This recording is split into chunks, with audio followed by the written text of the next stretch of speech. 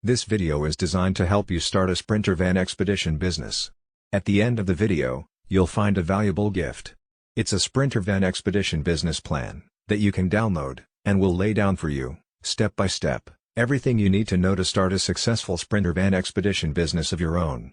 If you are new to this channel, make sure to hit the subscribe button for more videos like this. You can become a Sprinter van expediter by 1. Obtaining a Sprinter van that will meet the right qualifications for expedited loads. 2. Getting the right equipment to handle those loads.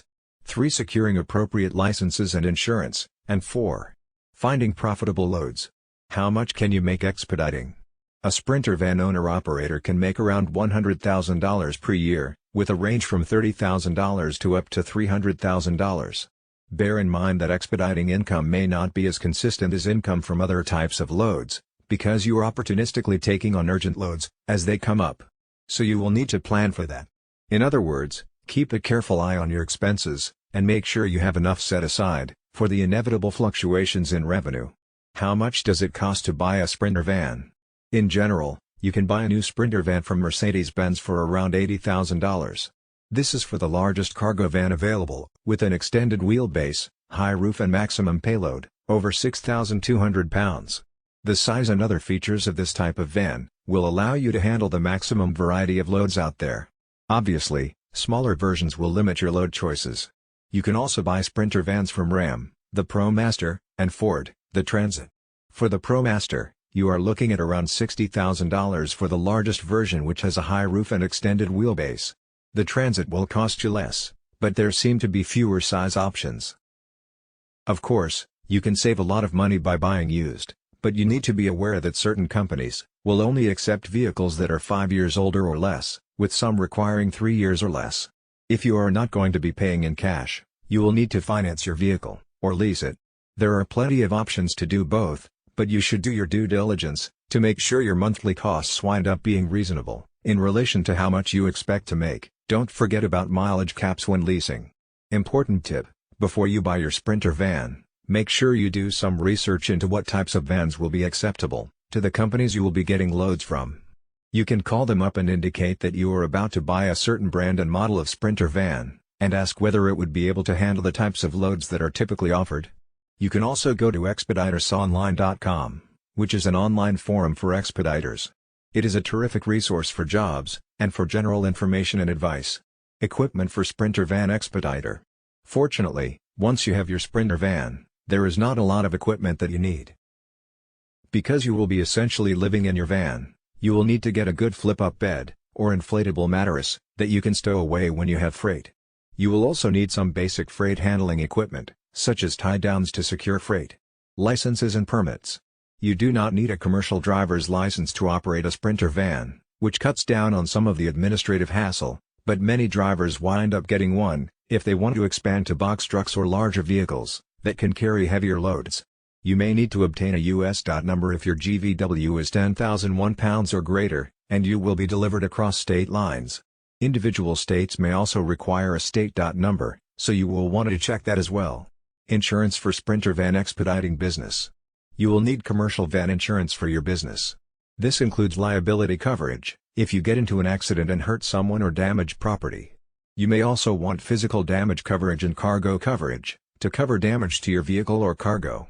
A lot of folks seem to use Progressive, but check out expeditersonline.com, which talks about insurance and offers some helpful references to potentially cheap insurance options. The next part of the video is not specific to the Sprinter van expedition business. Nevertheless, this knowledge is essential for success in the Sprinter van expedition business, as well as in any other business. Ignore it at your own peril. Operating a successful Sprinter van expedition business will depend on the following 4 conventions. 1. A practical plan, with a solid foundation. 2. Dedication and willingness to sacrifice to reach your goal. 3. Technical skills. 4. Basic knowledge of management, finance, record keeping and market analysis. As a new owner, you will need to master these skills and techniques if your business is to be successful. Finding a niche. Small businesses range in size from a manufacturer, with many employees, and millions of dollars in equipment, to the lone window washer, with a bucket and a sponge. Obviously, the knowledge and skills required for these two extremes, are far apart, but for success they have one thing in common. Each has found a business niche, and is filling it. The most critical problems you will face, in your early planning, will be to find your niche, and determine the feasibility of your idea. Get into the right business at the right time, is very good advice, but following that advice may be difficult. Many entrepreneurs plunge into a business venture, so blinded by the dream, that they fail to thoroughly evaluate its potential. Is your business idea feasible? Before you invest time, effort, and money, the following exercise will help you separate sound ideas from those bearing a high potential for failure. Identify and briefly describe the business you plan to start. Identify the product or service you plan to sell. Answering yes to any of the following 3 questions means you are on the right track. A negative answer to all of them means the road ahead could be rough. 1. Does your product or service satisfy an unfilled need? 2. Will your product or service serve an existing market in which demand exceeds supply? 3. Will your product or service be competitive based on its quality, selection, price, or location? Market analysis. For a small business to be successful, the owner must know the market. To learn the market, you must analyze it, a process that takes time and effort. You don't have to be a trained statistician to analyze the marketplace, nor does the analysis have to be costly. Analyzing the market is a way to gather facts about potential customers, and to determine the demand for your product or service. The more information you gather, the greater your chances of capturing a segment of the market. Know the market before investing your time and money in any business venture. The following questions will help you collect the information necessary to analyze your market, and determine if your product or service will sell. This brief exercise will give you a good idea of the kind of market planning you need to do. An answer of no to any of the questions indicates a weakness in your plan, so do your research until you can answer each question with a yes. 1. Do you know who your customers will be? 2. Do you understand their needs and desires? 3. Do you know where they live? 4. Will you be offering the kind of products or services that they will buy? 5. Will your prices be competitive in quality and value? 6. Will your promotional program be effective? 7. Do you understand how your business compares with your competitors? 8. Will your business be conveniently located for the people you plan to serve? 9. Will there be adequate parking facilities for the people you plan to serve? Planning your startup. The following questions are grouped according to function. They are designed to help you prepare for opening day. Merchandise. Have you decided what items you will sell or produce, or what services you will provide? Have you made a merchandise plan, based upon estimated sales, to determine the amount of inventory you will need to control purchases? Have you found reliable suppliers, who will assist you in the startup? Have you compared the prices, quality, and credit terms of suppliers? Business records.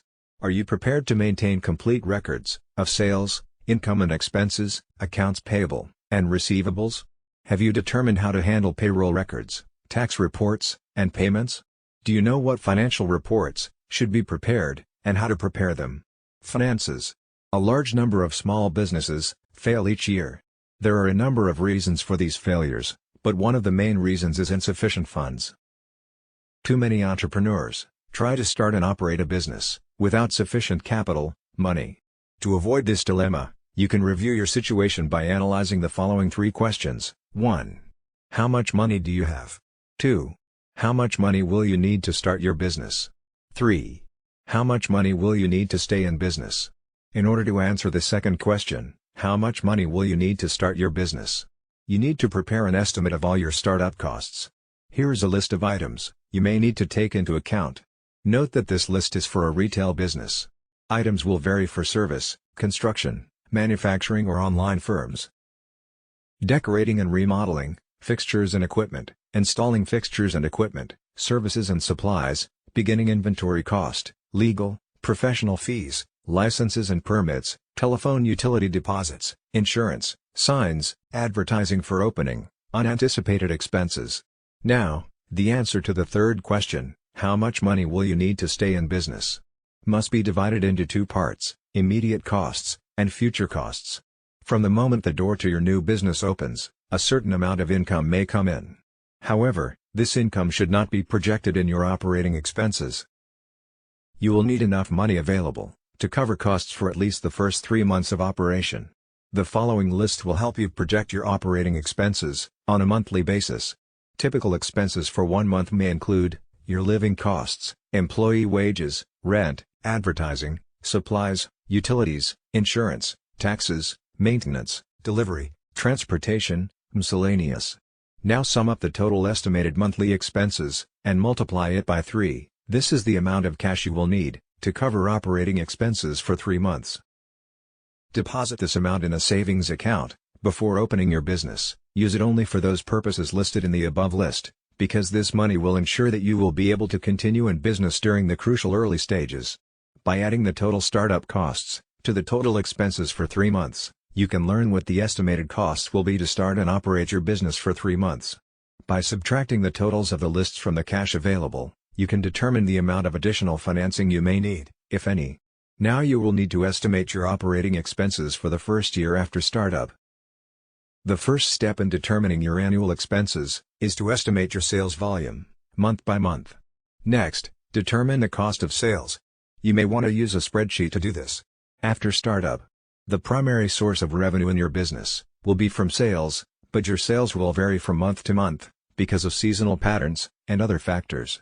It is important to determine if your monthly sales will produce enough income to pay each month's bills.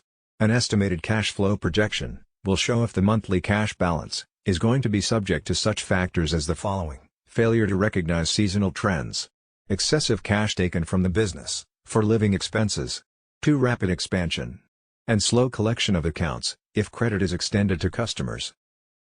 Conclusion: if you have carefully answered all the questions in this video, you have seriously thought about your goal. However, there may be some things you may feel you need to know more about. Owning and running a Sprinter van expedition business is a continuous learning process. Research your idea, and do as much as you can yourself, but don't hesitate to seek help from people who can tell you what you need to know. As we conclude this video, it's time you get your free Sprinter van expedition business plan gift. Go to the description below this video to get it now. It is completely free, no strings attached. Thanks for watching. If you enjoyed this video, please like and hit the subscribe button for more videos like this.